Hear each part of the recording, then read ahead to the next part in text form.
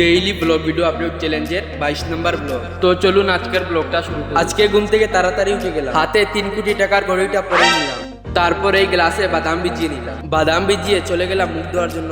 মুখ ধুয়ে চলে এলাম আবার কিচেনে। আসার পরে এই লকিগুলো চুলাতে লাগলাম তুফানের স্পিডে। তারপর হয়ে গিয়েছে সকালের নাস্তা রেডি, বিরিয়ানি আর চা। যাই হোক, খেয়ে চলে গেলাম দোকানে। আর আমাদের ডিউটির টাইম হলো 10টা থেকে 10:30, মানে সকাল 10টা থেকে রাত 10:30। দোকান থেকে চলে এলাম গুডাউনে। আর আজকে আমি প্যাক করব মাখা। আর এর 100 গ্রামের দাম শুনলে আপনারা অবাক হয়ে যাবে। এই দেখুন, গুডাউনে চলে এলো আমার একজন। গুডাউনের কাজ শেষ করে চলে গেলাম স্নান করার জন্য। আর আপনাদেরকে বলে দিই, দোকান থেকে এখন 1 ঘন্টা রেস্ট দেওয়া হয়েছে।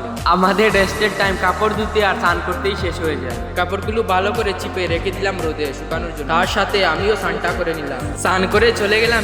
আগে যে আমাদের জন্য খাবার বানাতো সে চলে গিয়েছে গ্রামে। ইকবাল নেই, তাই আরেকজনে চা বানিয়েছে। আর আমি কিচেনের কাজ করতে করতে চাটা হয়ে যায় ঠান্ডা। চাটা খেয়ে চলে এলাম গুডাউন।